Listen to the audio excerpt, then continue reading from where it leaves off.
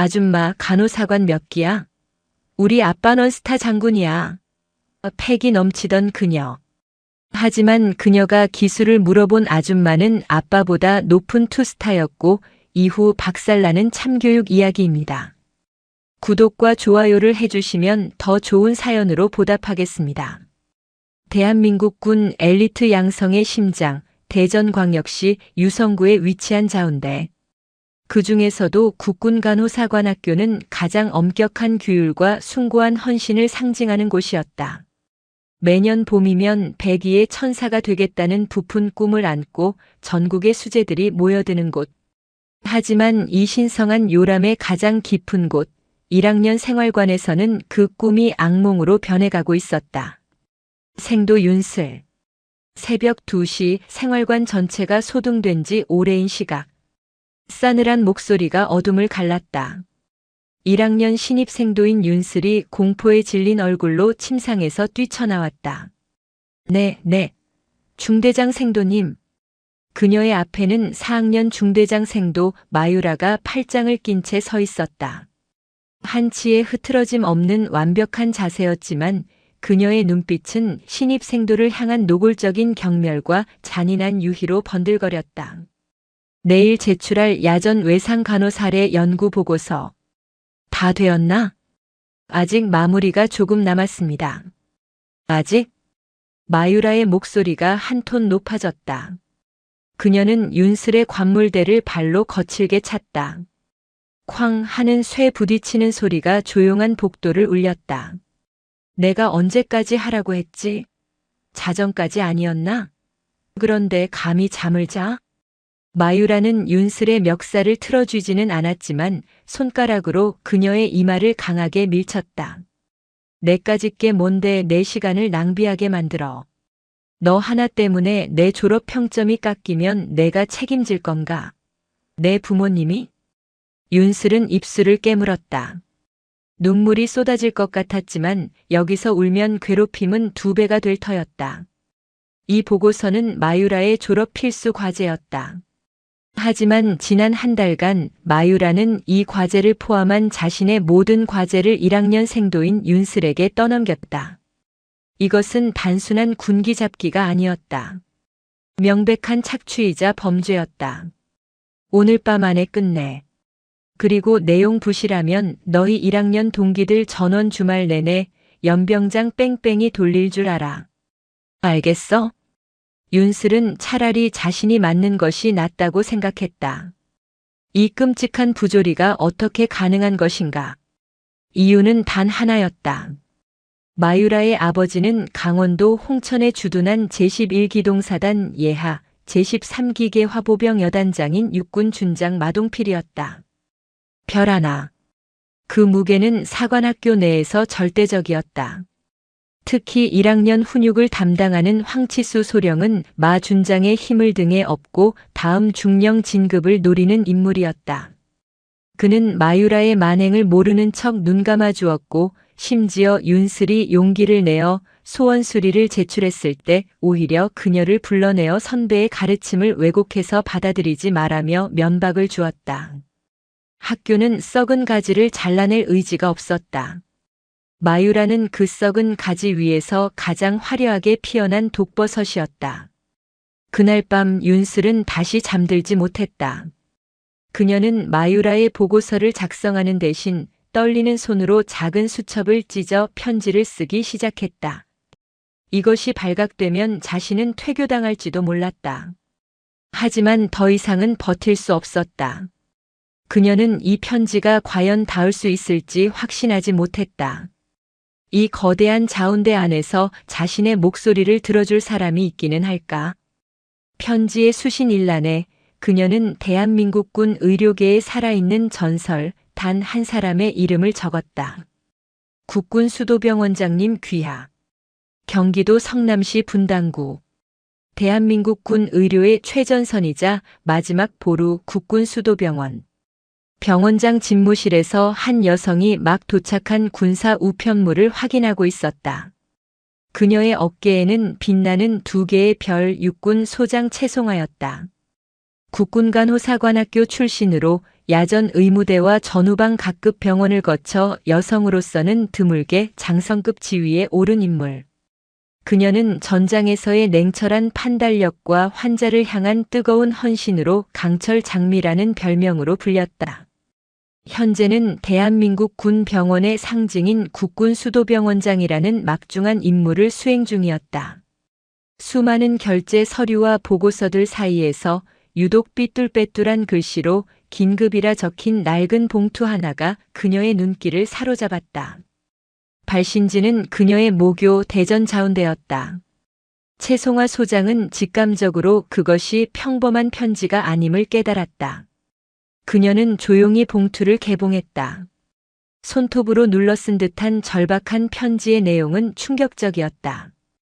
그녀가 청춘을 바쳤고 지금도 가장 큰 자부심으로 여기는 모교에서 벌어지고 있는 일들이었다.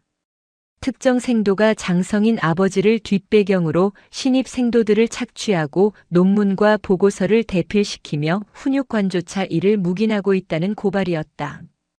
최송화 소장의 미간이 깊게 패였다. 마유라 생도. 그리고 마동필 준장. 그녀는 마동필 준장을 알고 있었다. 강원도 홍천의 11사단 예하 여단장. 과거 합동작전회의에서 몇 번 마주친 적이 있었다. 실력보다는 정치적인 줄서기에 능하고 자신의 지위를 과시하기 좋아하는 오만한 인물로 기억하고 있었다. 병원장님. 부관이 조심스럽게 노크했다. 오후 합동참모본부 의료정책회의 시간이 모두 취소하게. 최송화 소장이 자리에서 일어났다. 그녀의 눈빛은 의사가 아닌 적진을 앞둔 지휘관의 그것으로 변해 있었다. 병원장님, 공식 감찰은 의미 없다. 지금 의무사령부를 통해 감찰을 지시하면 저들은 쥐새끼처럼 증거를 숨기고 입을 맞출 것이다. 마동필 준장이 학교장에게 먼저 압력을 넣겠지. 그녀는 벽에 걸린 군 지도를 바라보았다. 성남에서 대전 자운대까지는 차로 1시간이면 충분했다. 내가 직접 간다. 하지만 병원장님 의전 문제도 있고 학교 측의 공식 통보를 비공식 방문이다. 내 개인 차량을 준비해. 그리고 등산객처럼 보일 만한 평범한 사복 한 벌 가져오게. 이번 주말 모교의 바람이나 쐬러 가는 졸업생처럼. 부관은 병원장의 의지를 꺾을 수 없음을 알았다. 공식적인 지휘 계통을 무시한 방문. 만약 마동필 준장 측과 마찰이라도 생긴다면 외교적인 문제가 될 수도 있었다. 하지만 최송화 소장은 그런 것을 두려워할 사람이 아니었다. 그녀에게 군대는, 특히 생명을 다루는 의무병관은 단 하나의 오점도 용납되어서는 안 되는 곳이었다. 썩은 가지는 최송화 소장이 차가운 목소리로 말했다. 보이는 즉시 뿌리째 뽑아내야 한다. 토요일 이른 아침. 가벼운 바람막이 점퍼와 등산 모자를 눌러쓴 영락 없는 중년의 민간인 차림으로 변한 최송화 소장은 자신의 개인 차량을 직접 몰아 경부고속도로를 달리기 시작했다. 목적지는 그녀의 청춘이 담긴 곳이자 이제는 병들어버린 모교 대전 자운대였다. 주말에 국군 간호사관학교는 평일보다 한적했지만 그 고요함 속에는 팽팽한 긴장감이 감돌았다. 최송화 소장은 정문 위병소를 거치지 않고 자운대 전체를 아우르는 민간인 개방 산책로를 통해 자연스럽게 학교 부지로 진입했다. 수십 년 전 자신이 매일같이 뛰었던 연병장과 강이동을 지나치며 잠시 상념에 잠겼다. 그때의 열정과 순수함은 지금 이 아이들에게도 남아있을까? 그때였다. 편지에 적혀있던 장소, 생활관 뒤편의 한적한 잔디밭에서 시끄러운 고함 소리가 들려왔다. 똑바로 못해? 내까짓게 감히 내 전투화를 더럽혀? 최송화 소장은 나무 뒤에 몸을 숨기고 광경을 지켜보았다. 4명의 1학년 생도들이 잔디밭에 무릎을 꿇고 있었다. 그중 윤슬 생도가 자신의 칫솔로 마유라 생도의 진흙투성이 전투화를 닦고 있었다. 야 윤슬. 마유라가 비웃음을 머금고 말했다. 내가 쓴 내 보고서 말이야. 점수가 아주 잘 나왔더군.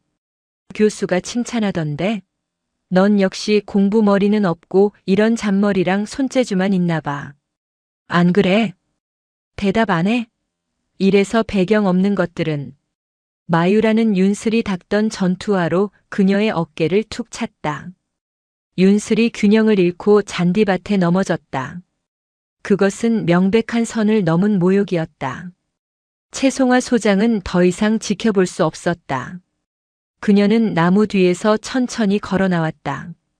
거기까지 하게의 생도. 낮지만 단호한 목소리. 마유라는 주말 아침에 사복 차림의 중년 여성이 나타나자 당황한 기색을 보였다. 그녀는 채송화를 위아래로 훑어보았다. 값비싼 옷도 아니었고 군 관계자처럼 보이지도 않았다. 아마 길을 잃은 민간인 등산객이거나 면회 온 학부모일 것이다. 뭐야, 이 아줌마는. 마유라가 짜증 섞인 목소리로 말했다. 여긴 민간인 출입 금지 구역이에요. 당장 안 나가요?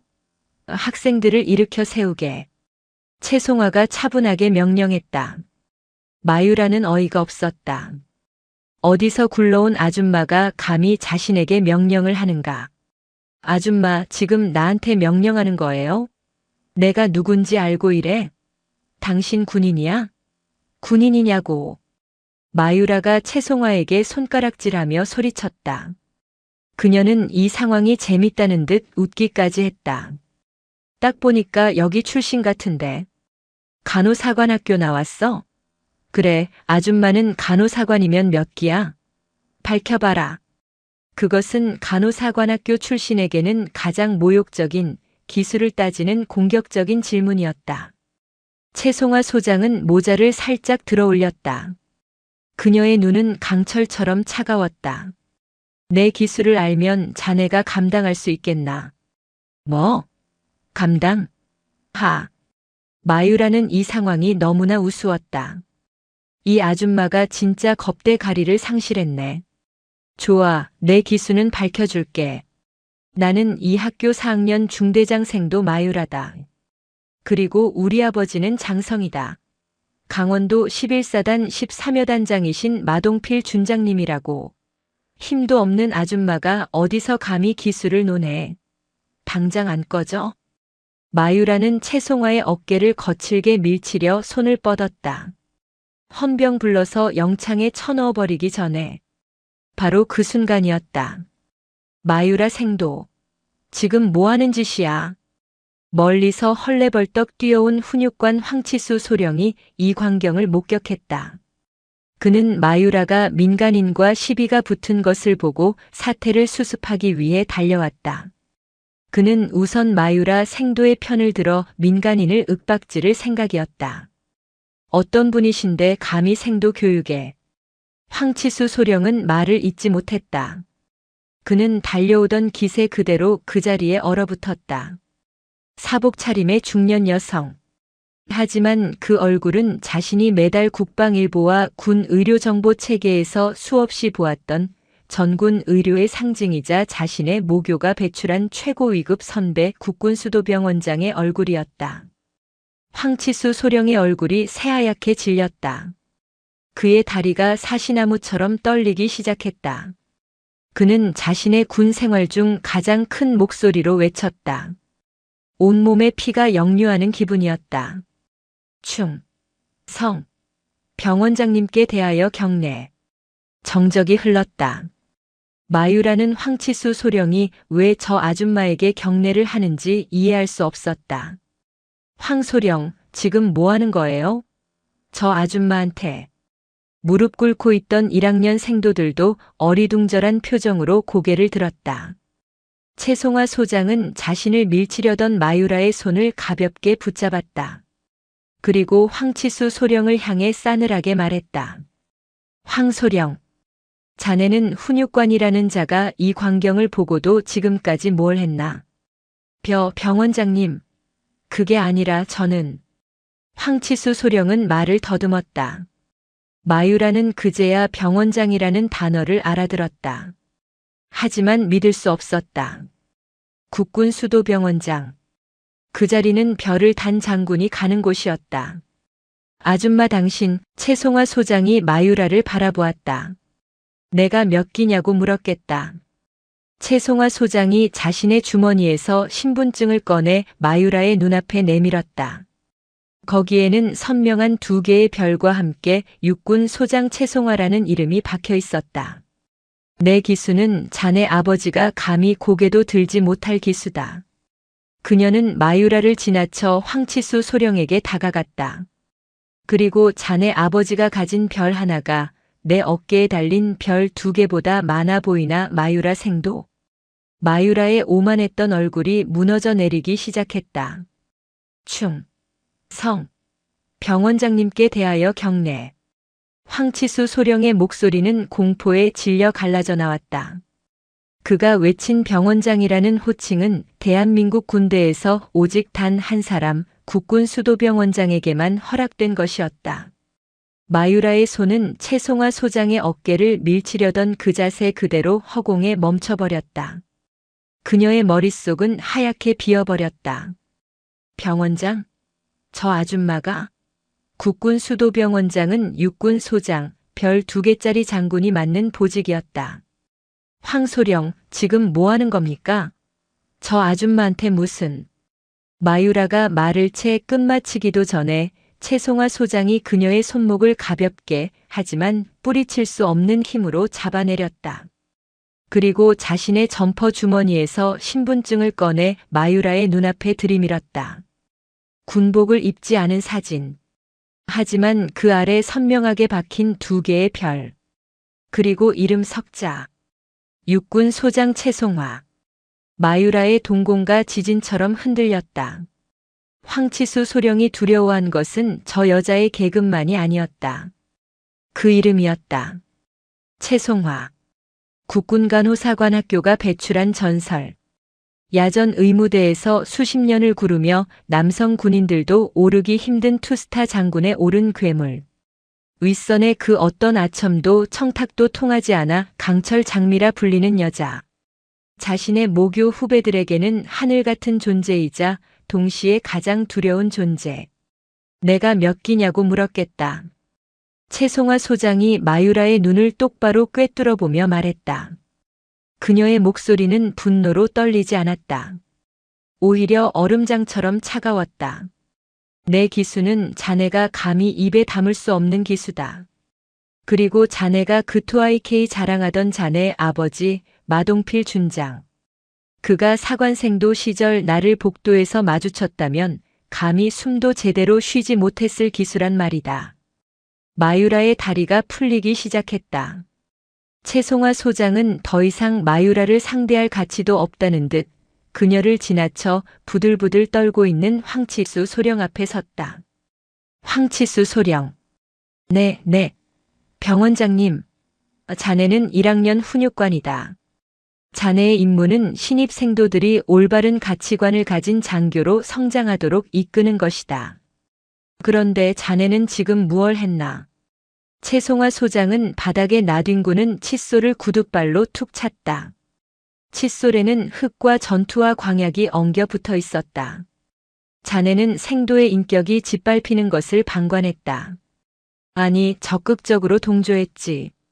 저 생도가 아비의 계급장을 방패 삼아 동료를 노예처럼 부리는 것을 자네는 진급을 위한 동아줄이라도 되는 듯 묵인했다. 안 그런가? 병원장님, 그것은 오해십니다. 저는 방금 막 도착해서 오해. 최송화 소장이 그의 말을 잘랐다. 내가 이곳에 도착한 지 15분이 넘었다. 자네는 저쪽 나무 뒤에서 모든 것을 지켜보고 있었다. 마유라 생도가 나를 아줌마라 부르며 모욕하고 기수를 밝혀라 아버지가 장성이다라며 협박할 때까지 자네는 그림자처럼 숨어 있었다. 내가 틀렸나? 황치수 소령의 얼굴에서 피기가 완전히 사라졌다. 자신의 모든 비겁한 행동이 처음부터 끝까지 관찰당했다는 사실에 그는 숨이 막혔다. 자네는 훈육관의 명예를 더럽혔다. 자네는 군복 입을 자격이 없다. 최송화 소장은 그에게 등을 돌렸다. 그리고 무릎을 꿇고 있던 1학년 생도들에게 다가갔다. 모두 일어나게. 명령이었다. 윤슬을 비롯한 생도들이 비틀거리며 일어섰다. 그들의 얼굴은 눈물과 흙으로 범벅이 되어 있었다. 윤슬 생도. 채송화가 이름을 불렀다. 윤슬이 화들짝 놀라며 네. 하고 외쳤다. 내가 받은 편지. 자네가 보낸 것이 맞나? 윤슬은 망설였다. 만약 그렇다고 대답했을 때 마유라 생도에게 그리고 저 너머에 있는 준장 아버지에게 어떤 보복을 당할지 몰랐다. 그녀가 주저하는 사이 마유라가 마지막 발악을 했다. 아닙니다. 병원장님, 저 아이가 저를 모함하는 겁니다. 병원장님께서는 국군 수도병원장이시지 간호사관학교장이 아니십니다. 이것은 명백한 월권. 닥쳐라. 천둥 같은 소리였다. 채송화 소장의 목소리에 처음으로 분노가 실렸다. 자네가 감히 월권을 입에 담아? 후배 생도의 인격을 짓밟고 보고서를 대필시키는 것은 월권이 아니고 아비의 계급장으로 훈육관을 매수하는 것은 월권이 아니란 말인가. 채송화 소장은 윤슬 생도의 어깨를 단단히 붙잡았다. 윤슬 생도. 다시 묻겠다. 두려워하지 말고 사실대로 말하게. 내가 국군간호사관학교가 배출한 최고 선배로서 그리고 대한민국 육군 소장으로서 자네의 명예를 지켜줄 것이다. 저 편지 자네가 썼나? 윤슬은 마유라의 살기 어린 눈빛을 마주했다. 그리고 자신을 굳건히 지탱해주는 채송화 소장의 강철 장미 같은 눈을 바라보았다. 윤슬은 입술을 깨물었다.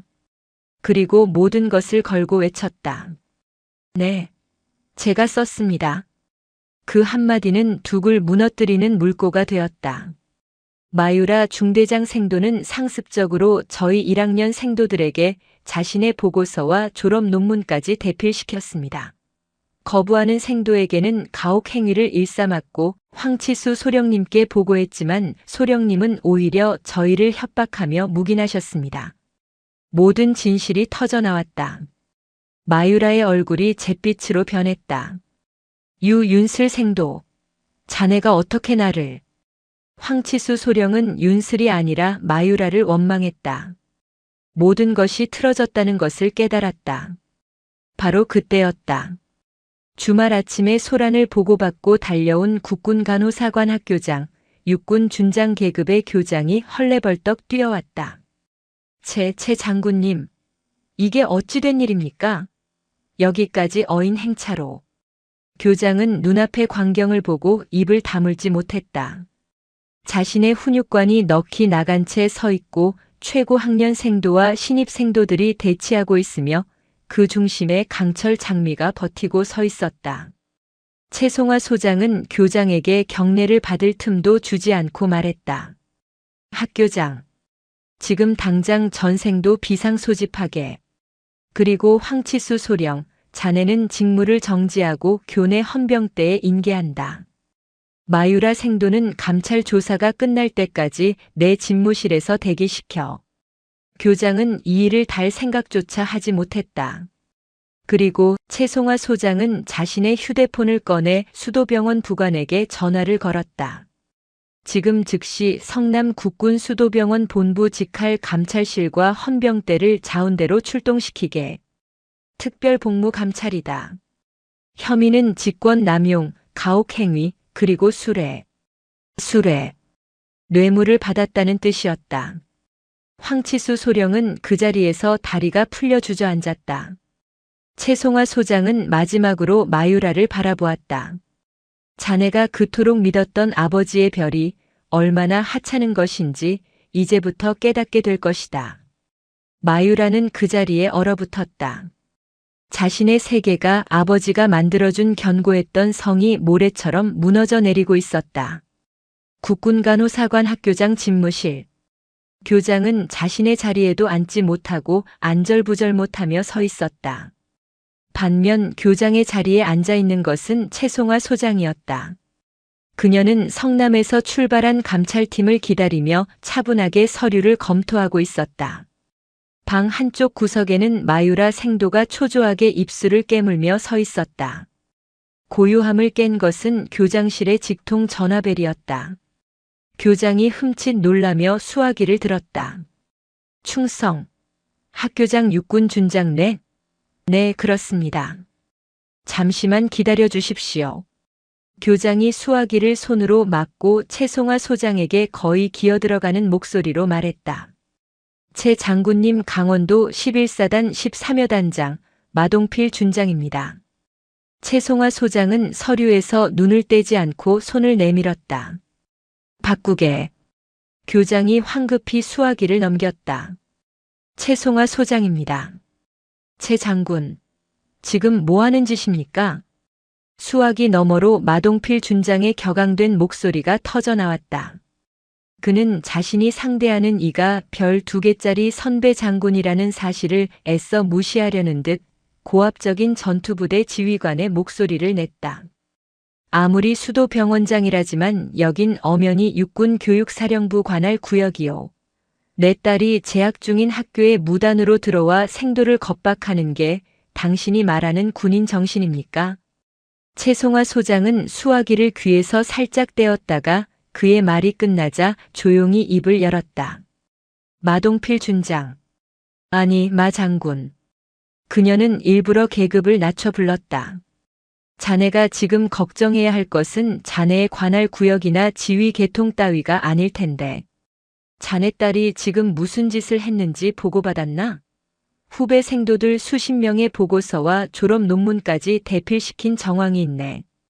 그것도 모자라 인격 모독과 가혹 행위를 일삼았고. 그깟 생도들끼리의 군기 잡기 가지고 뭘 그리 호들갑이요. 그리고 증거 있소. 증거. 마동필 준장의 오만한 목소리에 최송화 소장의 눈빛이 더욱 차가워졌다. 증거. 그래서 지금 내 직속 헌병대와 포렌식 팀이 성남에서 자운대로 향하고 있네. 자네 딸 노트북과 생활관, 그리고 황치수 소령의 사무실까지 샅샅이 뒤질 생각이야. 최송화 소장은 마유라를 힐끗 쳐다보았다. 마유라는 노트북이라는 말에 얼굴이 백지장처럼 하얘졌다. 그리고 마 장군. 최송화 소장의 목소리가 칼날처럼 날카로워졌다. 황치수 소령이 자네 딸의 비행을 묵인해주는 대가로 무엇을 약속받았는지도 곧 밝혀지겠지. 혹시 진급 같은 건 아닌가? 수화기 너머로 마동필 준장의 거친 숨소리가 들려왔다. 정곡을 찔린 것이다. 지금 이 순간 자네가 내게 고함을 지르며 전화를 건 이 행위. 나는 이것을 직위를 이용한 감찰 방해 및 외압 행사 시도로 간주하겠네. 이 통화 지금 이 순간부터 녹취 중이고 필요하다면 국방부 장관께 직보할 생각이네. 자네 감당할 수 있겠나? 최송화 당신. 마동필 준장의 목소리가 분노가 아닌 공포로 떨리고 있었다. 자네 딸이 괴물을 만든 건 바로 자네의 그 오만한 권력욕 때문이야. 그러니 지금부터는 조용히 기다리게. 자네가 할 수 있는 건 아무것도 없으니까. 최송화 소장은 마동필 준장의 대답을 듣지도 않고 전화를 끊어버렸다. 딸깍. 수화기 내려놓는 소리가 사형 선고처럼 집무실을 울렸다. 마유라는 다리가 풀려 그 자리에 주저앉았다. 아버지가 전화를 끄는 것이 아니었다.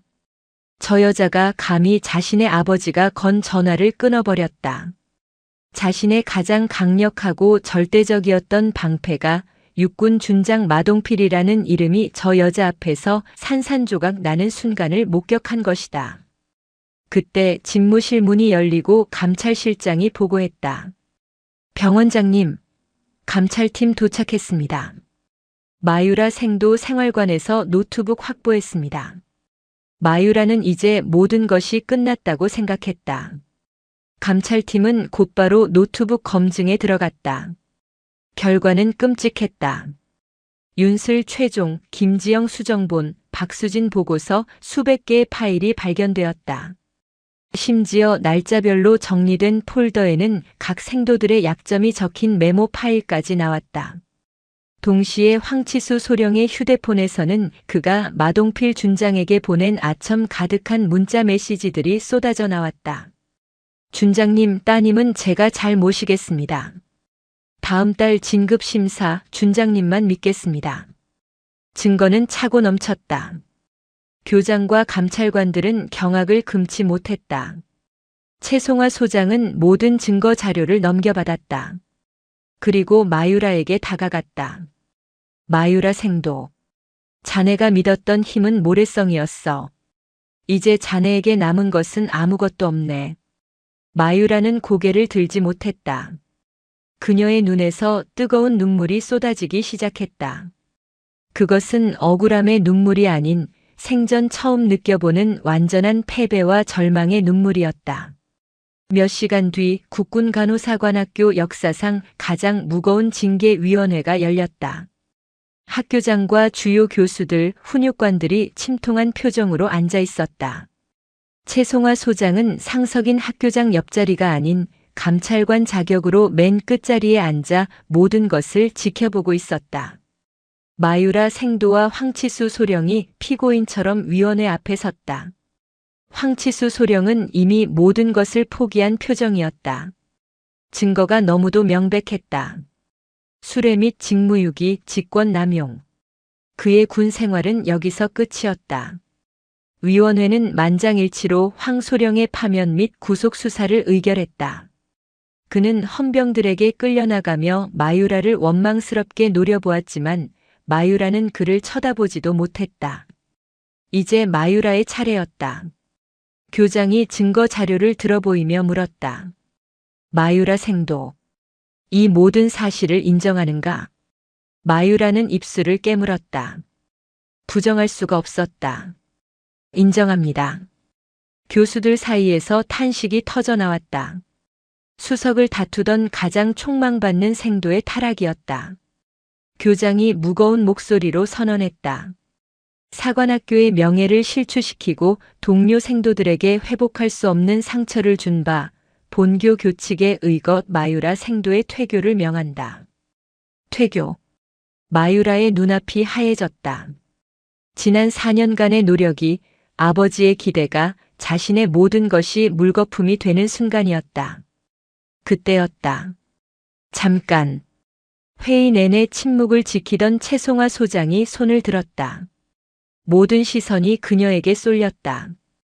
학교장, 그 결정을 잠시만 보류해 주시겠습니까? 교장은 의아했지만 수도병원장의 발언을 막을 수는 없었다. 최 장군님, 하지만 교칙이. 최송화 소장은 자리에서 일어나 마유라 앞으로 걸어왔다. 마유라 생도.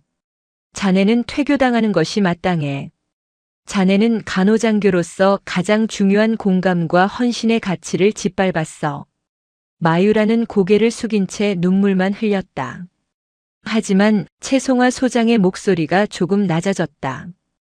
자네를 이대로 사회로 돌려보내는 것 또한 군의 무책임한 행동이다. 우리는 괴물을 만들었고 그 괴물을 정화할 책임도 우리에게 있어. 자네 아버지의 방패 뒤에 숨어있던 자네가 아니라 자네 본연의 모습을 찾을 기회를 주고자 한다. 마유라는 고개를 들었다. 이해할 수 없다는 표정이었다. 퇴교를 보류한다. 대신 자네에게는 그보다 더한 처벌을 내리겠다.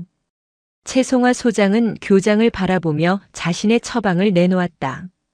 첫째, 마유라 생도는 오늘부로 4학년 중대장 생도의 모든 직위를 박탈한다.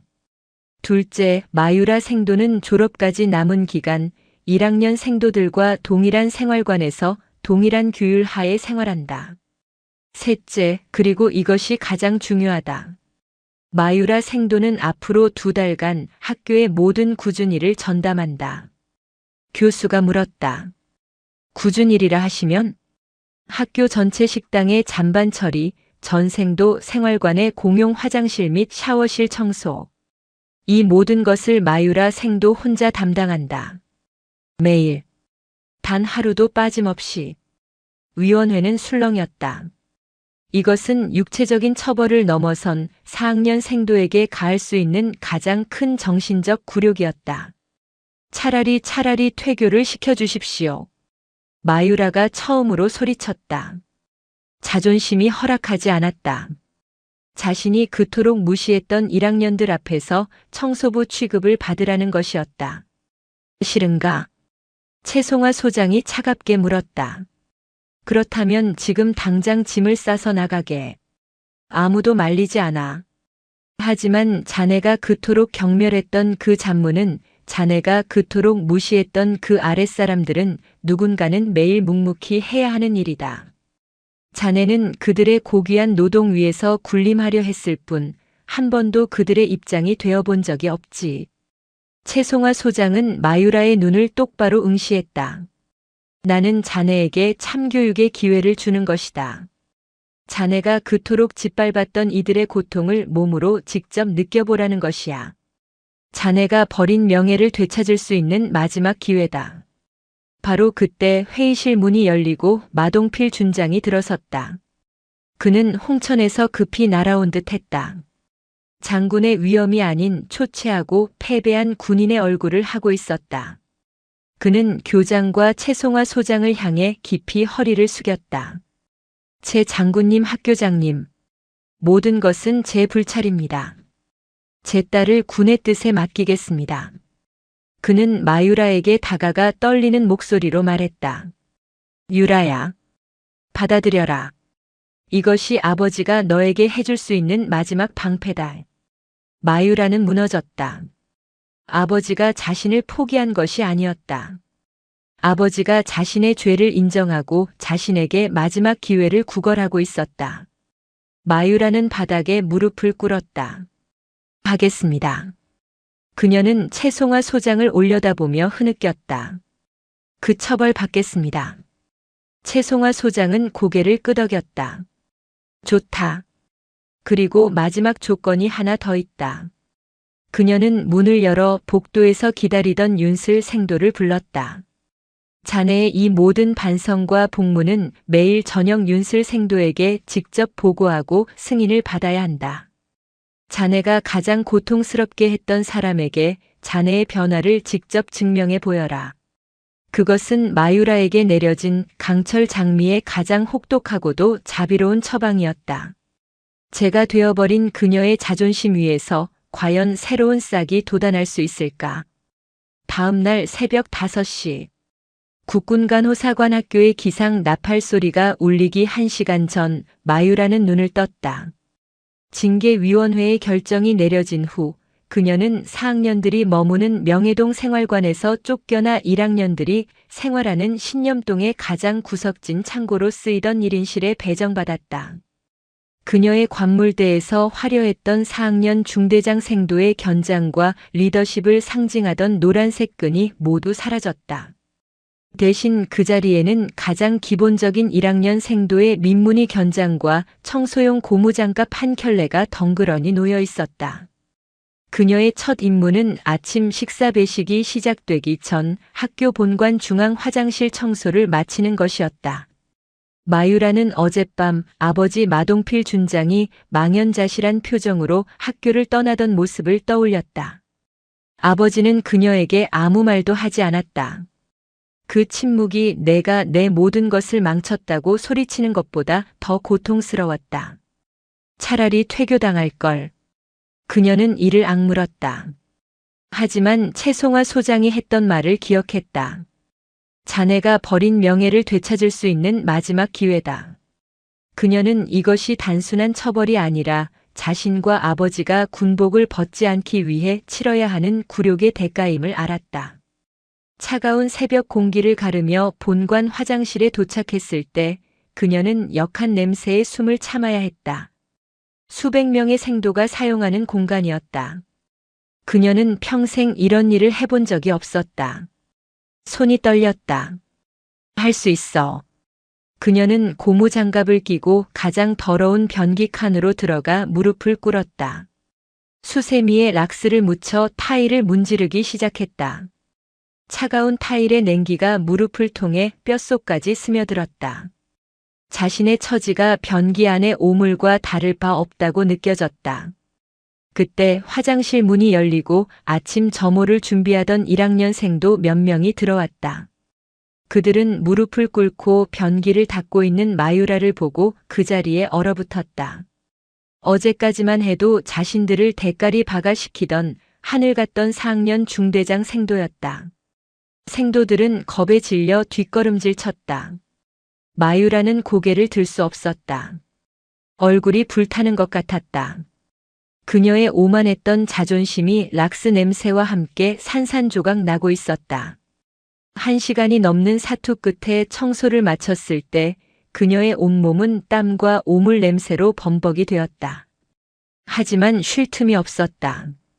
다음 임무는 아침 식사가 끝난 후 식당에서 나오는 모든 생도의 잔반을 수거하는 것이었다. 그녀가 거대한 플라스틱 잔반 통 앞에 섰을 때 아침 식사를 마친 생도들이 줄을 이었다. 그들은 마유라를 흘깃거리며 수군댔다. 저 사람 진짜 마유라 생도 맞아? 세상에 어제채 장군님한테 찍혔다더니. 쌤통이다. 그동안 얼마나 괴롭혔어. 그녀는 모든 소리를 들었지만 아무런 표정도 지을 수 없었다. 그녀의 전 동기였던 4학년 생도들이 다가왔다. 그들은 어색한 표정으로 마유라를 피하거나 혹은 경멸하는 눈빛으로 자신들의 식판을 그녀 앞에 잔반통에 털어넣었다. 한때 그녀의 오른팔 노릇을 하던 4학년 생도가 지나가며 나지막이 속삭였다. 꼴 좋다. 내 아버지 백도 끝이네. 마유라는 입술을 깨물었다. 손톱이 손바닥을 파고들어 피가 배어나왔다. 시끄럽던 식당이 조용해지고 마지막으로 식사를 마친 1학년 생도들이 다가왔다. 그중 윤슬이 있었다. 윤슬은 차마 마유라의 얼굴을 쳐다보지 못하고 조용히 식판을 정리해 내밀었다. 마유라는 기계적으로 식판을 받아 잔반을 처리했다. 윤슬은 식판을 건네고도 자리를 떠나지 못했다. 그녀는 마유라가 어떤 표정을 짓고 있는지 궁금했지만 동시에 그 얼굴을 마주할 용기가 나지 않았다. 잔반 처리가 모두 끝났을 때 마유라의 옷은 김치 국물과 음식물 쓰레기로 뒤덮여 있었다. 그녀는 그 냄새나는 옷을 갈아입을 시간도 없이 곧바로 다음 임무인 학교 전체의 쓰레기 분리수거장으로 향해야 했다. 하루 종일 육체 노동이 이어졌다. 점심 잔반 처리, 오후 생활관 복도 및 샤워실 청소, 저녁 잔반 처리. 밤 9시. 모든 일과가 끝났다. 그녀의 손은 고무장갑을 꼈음에도 불구하고 퉁퉁 붓고 붉게 변해 있었다. 온몸의 근육이 비명을 질렀다. 하지만 아직 가장 중요한 일이 남아 있었다. 그녀는 청소 도구함에서 너덜너덜해진 1일 복무 수행 결과 보고서를 꺼내 들었다. 그리고 1학년 생활관 윤슬의 방으로 향했다. 똑똑. 방 안에서 공부하던 윤슬이 놀라 문을 열었다. 땀과 오물 냄새가 뒤섞인 마유라가 고개도 들지 못한 채 서 있었다. 마유라는 차마 입이 떨어지지 않았다. 자신이 그토록 경멸하고 무시했던 그 후배에게 자신의 하루를 검사받아야 했다. 윤슬 생도. 마유라가 간신히 목소리를 냈다. 오늘부로 명받은 1일 과업 전부 완료했다. 그녀는 보고서를 내밀었다. 윤슬은 그 종이를 선뜻 받지 못했다. 이것은 너무나도 비현실적인 광경이었다. 마유라는 이 굴욕적인 순간이 빨리 끝나기만을 바라며 거의 명령조로 말했다. 서명해. 최송화 병원장님의 명령이다. 여전히 그녀의 말투에는 가시가 돋쳐 있었다. 그녀는 반성한 것이 아니었다. 그저 버티고 있을 뿐이었다. 윤슬은 마유라의 눈을 피하며 보고서를 받아들었다. 그리고 확인란에 자신의 이름을 적었다. 최송화 소장이 그녀에게 부여한 무겁고도 두려운 권리였다. 마유라는 윤슬이 서명한 종이를 낚아채듯 돌려받았다. 그리고 뒤돌아서며 이를 갈았다. 두고 봐. 내가 이딴 굴욕을 반드시 갚아주겠어. 그녀의 눈은 반성이 아닌 더 깊은 도끼로 번들거리고 있었다. 제7장의 밤은 그렇게 굴욕과 분노로 깊어가고 있었다. 시간은 무심하게 흘렀다. 마유라의 징계 복무가 시작된 지 2주일이 지났다. 국군간호 사관학교 생도들은 처음 며칠간의 충격과 호기심에서 벗어나 점차 마유라의 존재를 원래 그 자리에 있는 것처럼 익숙하게 받아들이기 시작했다. 그녀는 더 이상 4학년 수석 생도가 아니었다. 그녀는 그저 새벽부터 밤까지 가장 더러운 곳을 청소하는 이름 없는 유령 같은 존재가 되어갔다. 마유라에게는 이 익숙함이 변기물의 악취보다 더 견디기 힘든 고문이었다. 그녀의 손은 락스와 세제에 절어 피부가 벗겨지고 갈라졌다. 연고를 바를 시간도 없이 다음 날이면 다시 고무장갑을 껴야 했다. 식당에서는 잔반의 시큼한 냄새가 코를 마비시켰고 아무리 씻어도 몸에서는 늘 역한 냄새가 떠나지 않는 것 같았다. 그녀의 동기였던 4학년 생도들은 철저히 그녀를 외면했다. 그들은 곧 있을 임관을 앞두고 있었고 퇴교 직전까지 갔던 불명예스러운 생도와 엮이고 싶지 않았다. 마유라는 완벽하게 고립되었다. 그녀를 지탱하는 것은 오직 이걸 끝내야 한다는 도끼뿐이었다. 한편 윤슬의 하루하루도 편치 않았다. 매일 밤 9시 악취와 피로에 절은 마유라가 찾아와 보고서에 서명을 받아가는 그 순간은 윤슬에게도 또 다른 형벌이었다. 마유라는 여전히 사과하지 않았다. 그녀는 그저 묵묵히 기계처럼 청소를 하고 기계처럼 서명을 받아갔다. 그 무표정한 얼굴 아래에 어떤 분노가 들끓고 있는지 알기에 윤슬은 두려웠다. 저 선배는 분명 나를 원망하고 있을 거야. 언젠가 나에게 보복할지도 몰라. 윤슬은 채송화 소장이 자신에게 왜 이런 가혹한 임무를 맡겼는지 이해할 수 없었다. 그날 저녁 식당에서의 일이었다. 비가 오는 날이라 유독 잔반이 많았다. 마유라는 무거운 잔반통을 옮기고 있었다. 그때 과거 마유라와 어울리던 4학년생도 하나가 일부러 발을 걸었다. 어이쿠 미안. 마유라는 육중한 잔반통과 함께 바닥에 넘어졌다. 식당 전체가 정지했다. 마유라는 시큼한 김치 국물과 음식물 쓰레기 더미 속에 처박혔다. 그녀의 온몸이 오물로 뒤덮였다. 몇몇 생도들이 입을 막고 웃음을 터뜨렸다. 하지만 대부분은 충격적인 광경에 아무 말도 하지 못했다. 마유라를 넘어뜨린 4학년 생도는 어깨를 으쓱하며 말했다. 어쩌나 청소 다시 해야겠네. 청소부. 그것이 결정타였다. 마유라는 일어나지 않았다. 그녀는 그 차갑고 더러운 바닥에 엎드린 채 가늘게 어깨를 떨기 시작했다. 처음에는 흐느낌이었지만 이내 통곡으로 변했다. 그녀의 울음소리는 처절했다. 그것은 억울함이나 분노의 울음이 아니었다. 자신의 모든 것이 무너졌음을 인정하는 완전한 절망의 소리였다. 그녀가 그토록 믿었던 아버지의 힘, 그녀가 쌓아 올렸던 4년간의 명예, 그녀를 따르던 동기들. 그 모든 것이 한순간에 자신을 배신하고 오물 속에 처박아 버렸다는 것을 깨달았다. 아무도 그녀에게 다가가지 못했다. 그날 밤 마유라는 윤슬의 방에 오지 않았다. 윤슬은 자정이 넘도록 그녀를 기다렸다. 그리고 용기를 내어 마유라가 머무는 창고 방으로 찾아갔다. 문은 잠겨 있지 않았다. 마유라는 군복도 갈아입지 않은 채 오물을 대충 닦아낸 모습으로 침대에 웅크리고 있었다. 방 안에는 절망의 냄새가 가득했다. 그녀의 눈은 텅 비어 있었다. 나가. 마유라가 힘없는 목소리로 말했다. 윤슬은 잠시 망설였다. 그녀는 책상 서랍에서 1학년 생도들에게 지급되는 구급함 속 작은 연고와 일회용 밴드를 꺼냈다. 식당에서 넘어질 때 손이 찢어진 것을 보았기 때문이었다. 이거라도 발라. 윤슬이 연고를 내밀었다. 마유라는 그 연고를 쳐다보았다. 자신이 그토록 멸시했던 후배에게서 받는 동정. 그녀는 그것을 쳐낼 힘조차 없었다. 필요 없어, 다 필요 없어. 그냥 나가. 날 좀 내버려둬. 마유라는 아이처럼 울기 시작했다. 윤슬은 어떻게 해야 할지 몰랐다. 그녀는 연고와 밴드를 마유라의 책상 위에 조용히 내려놓고 방을 나왔다. 그날 밤 마유라는 자신의 찢어진 손을 내려다보았다. 그리고 책상 위에 놓인 연고를 보았다.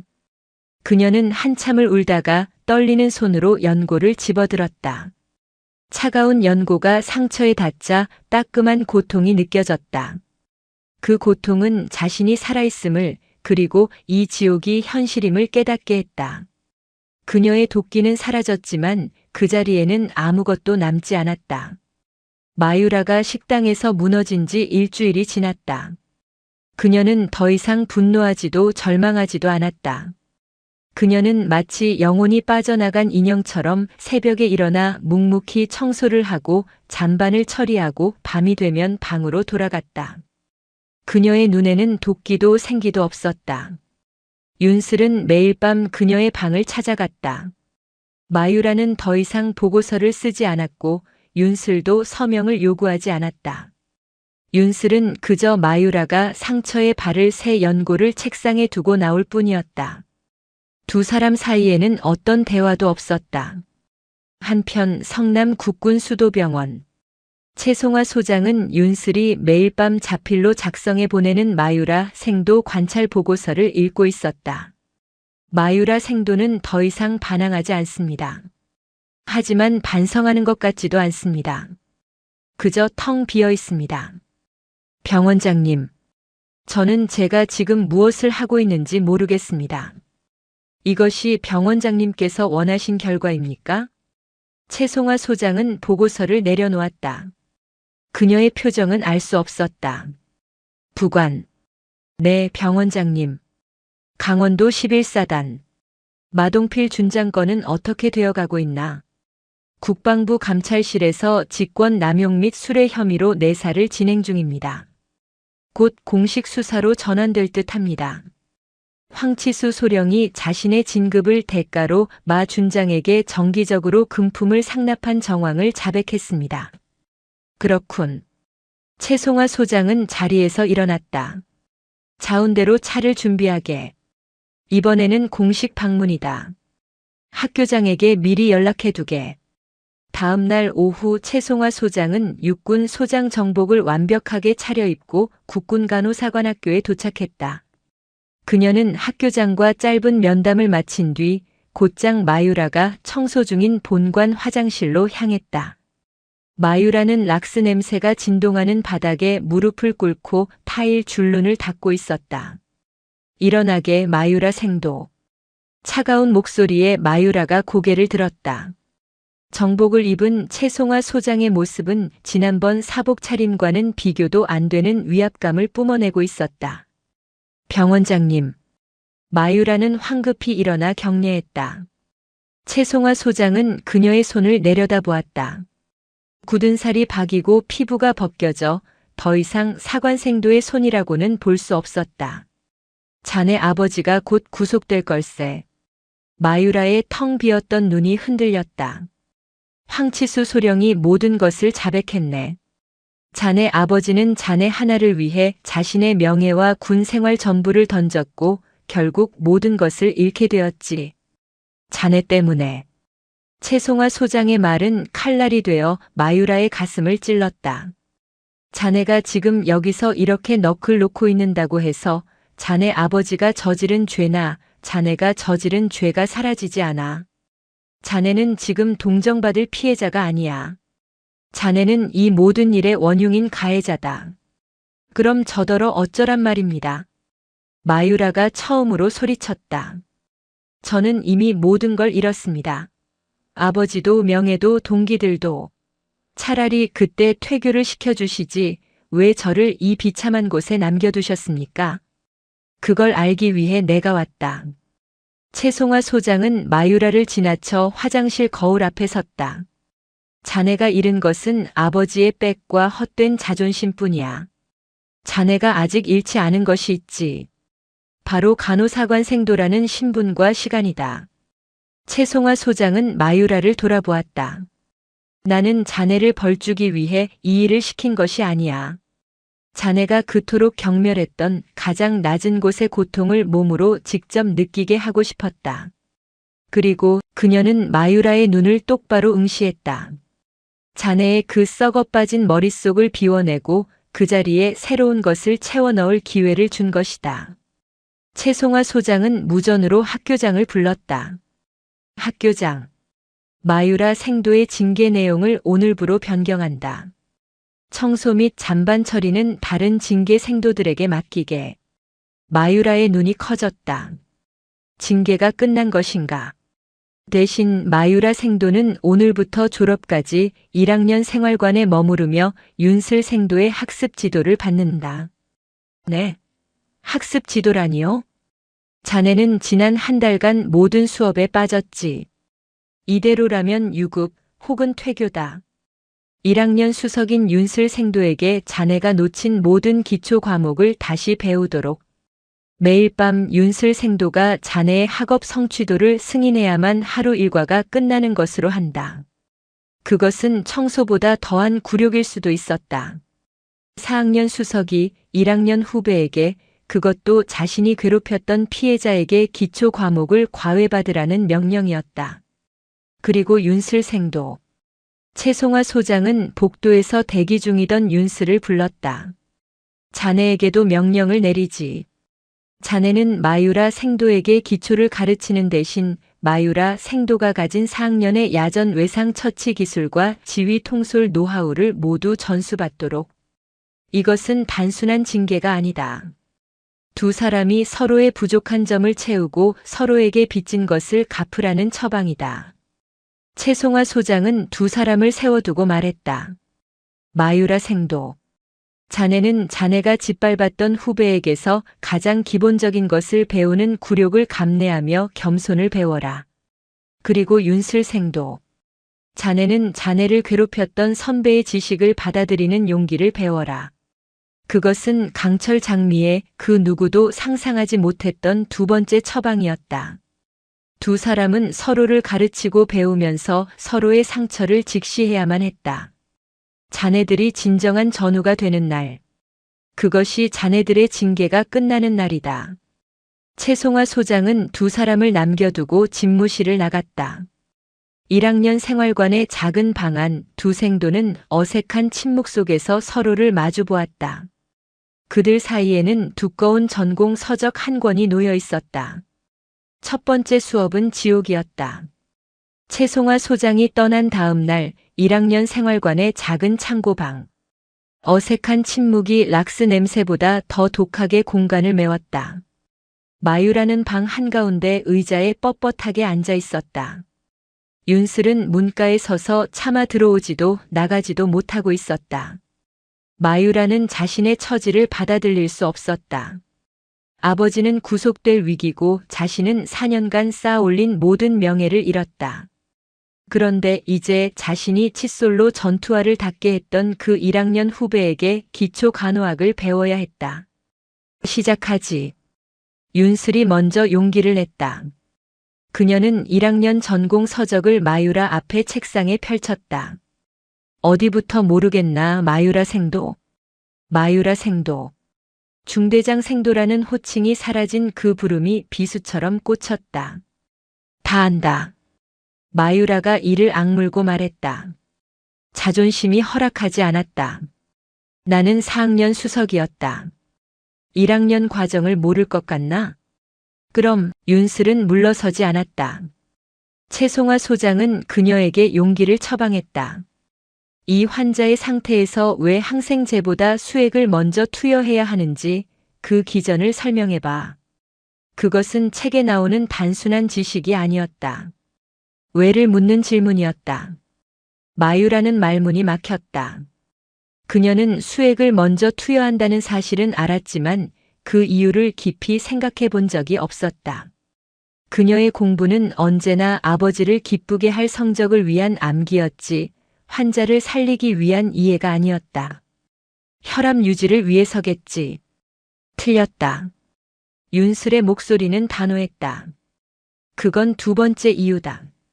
첫 번째는 폐혈증으로 인한 전신성 염증 반응을 억제하고 장기 부전을 막기 위한 초기 소생술이다. 선배는 마유라 생도는 답은 알지만 환자를 모르는군. 마유라는 얼굴이 불타는 것을 느꼈다. 굴욕이었다. 변기를 닦는 것과는 차원이 다른 자신의 존재 자체가 부정당하는 굴욕이었다. 내까지 깨. 마유라가 책상을 내리치려 손을 들었다. 하지만 그녀는 공중에 멈춘 자신의 손을 보았다. 굳은 살이 박이고 갈라진 락스에 절어버린 손. 그토록 자랑스러웠던 아버지의 방패는 이제 없었다. 그녀는 천천히 손을 내렸다. 그리고 처음으로 진심으로 물었다. 설명해줘. 그것은 그녀의 오만함이 무너지는 첫 번째 소리였다. 그날부터 기묘한 동행이 시작되었다. 낮에는 두 생도 모두 수업에서 배제되었다. 대신 채송화 소장의 특별 지시로 그들은 국군대 전병원으로 실습을 나갔다. 마유라는 가장 낮은 곳인 중앙공급실에서 의료기구를 세척하고 소독했다. 윤슬은 1학년임에도 불구하고 응급실 보조로 투입되었다. 그리고 밤이 되면 그들은 다시 그 작은 창고방에 모였다. 마유라는 자존심을 버리고 1학년의 기초부터 다시 배웠다. 윤슬은 자신이 이해한 모든 것을 가르쳐 주었다. 마유라는 자신이 4년간 얼마나 속이 빈 강정이었는지 깨달았다. 일주일이 지났을 때 마유라가 먼저 입을 열었다. 이제 내 차례다. 그녀는 윤슬에게 4학년 전공 서적인 야전 외상 처치술을 내밀었다. 넌 응급실에서 환자 분류 트리아지도 제대로 못하고 있지. 넌 환자를 아는데 기술이 없어. 당장 내일부터 넌 나에게 이걸 배운다. 그것은 명령이었지만 과거의 오만한 명령과는 달랐다. 살아남기 위한 그리고 서로에게 빚을 갚기 위한 절박한 제안이었다. 두 사람의 역할이 바뀌었다. 마유라는 자신이 유일하게 자신 있었던 야전 의무에 대해 미친 듯이 가르쳤다. 총상은 입구가 작아도 아는 엉망이야. 출혈점을 못 찾으면 환자는 5분 안에 죽어. 넌 환자의 눈을 볼 게 아니라 피가 어디서 나는지를 봐야 해. 그녀는 윤슬의 손을 잡고 압박 붕대 감는 법을 가르쳤다. 그녀의 거친 손은 놀랍도록 정확하고 빨랐다. 윤슬은 마유라가 왜 수석이었는지 그제야 깨달았다. 그녀는 괴물이기 이전의 천재였다. 그들은 서로의 스승이자 제자가 되었다. 밤을 새워가며 서로를 가르치고 배웠다. 1학년의 순수한 열정과 4학년의 냉철한 기술이 그 작은 방 안에서 뒤섞였다. 그렇게 한 달이 지났다. 기말고사 기간 학교 전체가 참여하는 대규모 대량 전상자 처리 훈련이 실시되었다. 연병장 전체가 포연과 비명으로 가득 찼다. 마유라와 윤슬은 징계 중이었기에 훈련에서 배제되었다. 그들은 모든 것이 내려다 보이는 본관 옥상에서 청소를 하라는 지시를 받았다. 마유라는 빗자루를 든 채 아래에서 벌어지는 훈련을 묵묵히 바라보았다. 한때 저곳은 자신의 무대였다. 4학년 중대장 생도로서 모두를 지휘하던 곳이었다. 그때였다. 훈련 상황이 급박하게 돌아갔다. 교관들이 일부러 시나리오를 꼬아버린 것이다. 가스 누출, 가스 누출, 제2구역 환자 발생. 환자 역할을 맡은 생도들이 비명을 지르며 쓰러졌다. 하지만 4학년 지휘 생도들은 당황했다. 그들은 외상 환자 처리에만 집중하고 있었다. 제독 텐트, 제독 텐트가 먼저다. 윤슬이 저도 모르게 소리쳤다. 아니야. 마유라가 낮고 빠르게 말했다. 저건 신경가스 상황이다. 제독보다 해독제 아트로핀 투여가 먼저다. 저대로면 3분 안에 전원 사망 판정이다. 아래에서는 혼란이 극에 달했다. 4학년 생도들은 우왕좌왕했다. 젠장. 마유라는 빗자루를 집어 던졌다. 따라와 윤슬. 그녀는 옥상 문을 박차고 비상계단을 뛰어내려갔다. 징계 중인 생도가 훈련에 무단으로 개입하는 것. 그것은 즉각 퇴교 사유였다. 마유라 생도. 안 됩니다. 윤슬이 뒤따라 뛰며 외쳤다. 닥쳐. 지금 저기서 내 동기들이 죽어가고 있잖아. 두 사람이 연병장에 뛰어들었을 때 훈련 평가관인 학교장과 교수들이 경악했다. 마유라 생도. 당장 훈련장에서 이탈해. 마유라는 그 말을 무시했다. 그녀는 가장 가까운 지휘 텐트로 뛰어들어가 확성기를 집어들었다. 전원 주목. 여기는 4학년 마유라 생도다. 모든 소음이 순간적으로 멈췄다. 현 지휘관은 판단 오류. 이건 복합 재난이다. 1조, 2조는 방독면 착용 후 즉시 해독제 키트 들고 이 구역으로. 3조, 4조는 제독 텐트 설치. 그녀의 목소리는 오만하지 않았지만 그 어떤 지휘관보다 단호하고 강력했다. 그리고 윤슬 생도. 마유라가 윤슬을 바라보았다. 넌 1학년들을 이끌고 외상 환자 구역으로 가. 내가 가르쳐준 대로 해. 출혈점부터 찾아. 네. 윤슬은 더 이상 겁에 질린 1학년이 아니었다. 그녀는 즉시 동기들을 이끌고 환자들 사이로 뛰어들었다. 마유라의 지휘하에 혼란은 순식간에 정리되었다. 4학년 생도들은 본능적으로 그녀의 지시에 따랐다. 윤슬은 자신이 배운 대로 정확하게 중상자 분류를 해냈다. 모든 훈련이 끝났을 때 두 사람은 땀과 흙먼지로 범벅이 되어 연병장 한가운데 서 있었다. 학교장이 분노한 얼굴로 다가왔다. 마유라 생도. 자네가 지금 무슨 짓을. 그때 학교장의 뒤편에서 박수 소리가 들려왔다. 최송아 소장이었다. 그녀는 훈련 내내 모든 것을 지켜보고 있었다. 학교장.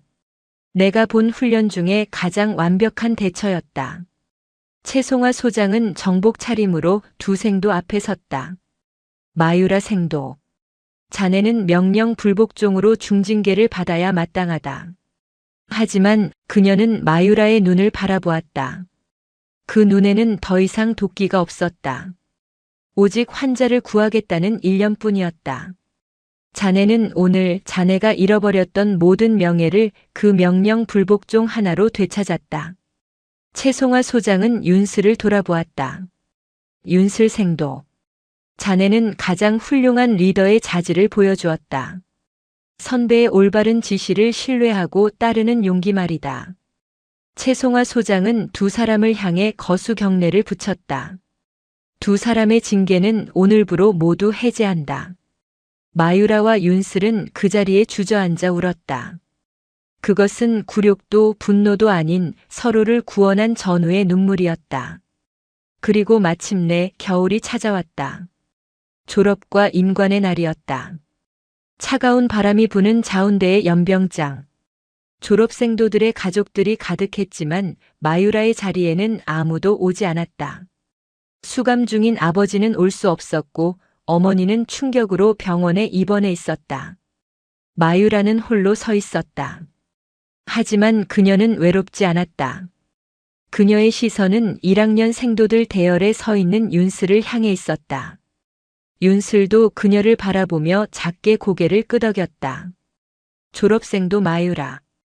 그녀의 이름이 호명되었다. 징계위원회는 그녀의 훈련 성과와 기말고사 성적 전 과목 만점에 가까웠다. 그리고 윤슬 생도의 결정적인 관계 회복 및 성장 보고서를 근거로 그녀의 졸업과 임관을 최종 승인했다. 마유라는 단상으로 걸어나갔다.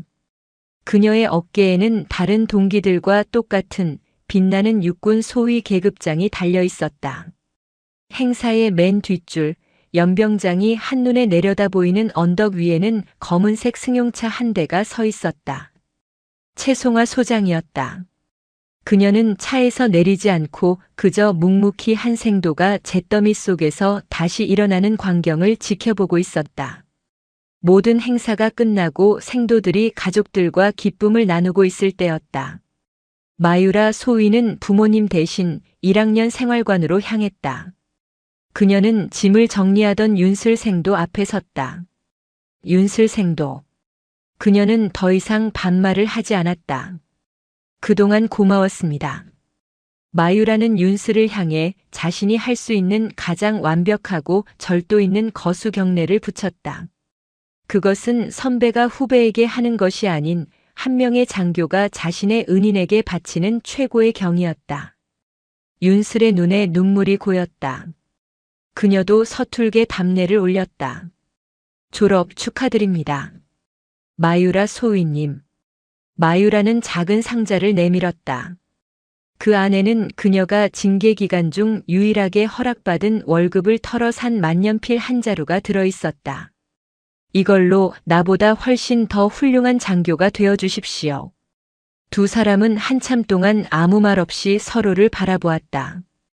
마유라가 마지막 인사를 하고 돌아서 연병장을 가로질러 갈 때였다. 그녀의 앞을 한 사람이 막아섰다. 채송화 소장이었다. 마유라는 숨이 멎는 듯 했다. 그녀는 황급히 경례했다.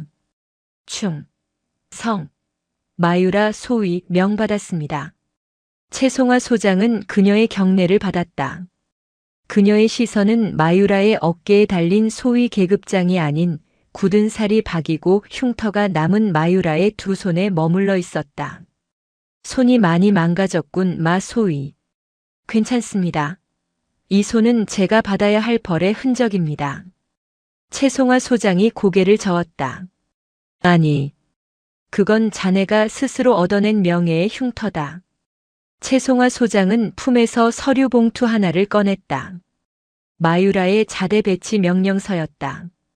자네가 수석으로 졸업했다면 아마 이곳 사관학교 교관이나 국군 수도병원으로 편한 길을 갔을지도 모르지. 마유라는 침묵했다. 자네의 아버지는 불명예 전역하게 될 걸세. 자네는 죄인의 딸이라는 꼬리표를 평생 달고 살아야 할지도 모른다. 알고 있습니다. 그래서 자네에게 기회를 주지. 자네 아버지의 그늘이 아니라 자네 스스로의 힘으로 군인의 명예를 다시 세울 기회. 채송화 소장이 명령서를 건넸다. 마유라가 받아든 명령서에는 그녀가 상상하지도 못했던 근무지가 적혀 있었다. 육군 제5포병여단, 의무대, 경기도 철원, 최전방, 국군간호사관학교 졸업생, 특히 여군 장교가 초임으로 받기에는 가장 힘들고 험한 곳이었다. 수도병원이나 후방병원이 아닌 지금 당장이라도 포탄이 날아올 수 있는 최전방 포병 부대의 의무대였다. 마유라는 절망하는 대신 오히려 빛나는 눈으로 채송화 소장을 바라보았다. 병원장님, 이것은 맞다. 내가 자네에게 줄 수 있는 최고의 신임이다. 그곳은 백이나 배경이 통하는 곳이 아니다. 오직 실력과 헌신만이 자네를 증명할 수 있지. 자네가 지난 2달간 배운 것이 청소 기술이 아니라 가장 낮은 곳에서의 헌신임을 그곳에서 증명해라. 채송화 소장은 마유라의 어깨를 두드렸다. 가서 자네가 겪은 고통만큼 병사들을 진심으로 돌보게. 그들이 흘리는 피를 닦아주고 그들의 아픔에 공감하게. 그것이 내가 자네에게 그리고 윤슬 생도에게 가르치고 싶었던 강철 장미의 진정한 의미다. 마유라의 눈에서 뜨거운 눈물이 흘러내렸다. 그녀는 더 이상 굴욕감이나 분노가 아닌 가슴 벅찬 사명감에 울고 있었다. 충, 성, 감사합니다, 병원장님. 목숨을 다해 임무를 완수하겠습니다. 마유라는 자신의 모든 것을 걸고 가장 우렁찬 목소리로 경례를 올렸다. 채송화 소장은 흐뭇하게 미소 지으며 돌아섰다. 그녀의 차가 성남을 향해 출발했다. 며칠 뒤 윤슬은 채송화 소장으로부터 한 통의 편지를 받았다. 그 안에는 그녀가 처음 보냈던 익명의 투서가 동봉되어 있었다. 불의에 맞섰던 자네의 첫 용기를 돌려주네. 그 용기 평생 간직하게. 그리고 기억하게. 가장 훌륭한 리더는 가장 낮은 곳의 목소리를 듣는 사람이라는 것을. 자네는 이미 그 자질을 갖추었네. 윤슬은 그 편지를 품에 안았다. 같은 시각 혹한의 바람이 몰아치는 경기도 철원. 야간 포병 사격 훈련을 마치고 복귀한 병사들의 화상 입은 손을 직접 치료하고 있는 한 초임 간호장교가 있었다. 손이 다 까졌네. 많이 아팠겠다. 조금만 참아. 그녀의 손은 여전히 거칠었지만 그 어떤 손길보다 따뜻했다. 마유라 소위. 그녀는 아버지의 방패 뒤에 숨어있던 유령이 아니었다. 그녀는 스스로의 힘으로 다시 태어난 대한민국 육군의 진정한 강철 장미가 되어가고 있었다. 대전 자운대에 드리워졌던 길고 어두운 그림자는 그렇게 두 명의 성장하는 생도와 한 명의 위대한 리더에 의해 거치고 새로운 희망의 빛을 비추고 있었다. 오늘도 요지경 사연을 잘 들어주셔서 감사합니다.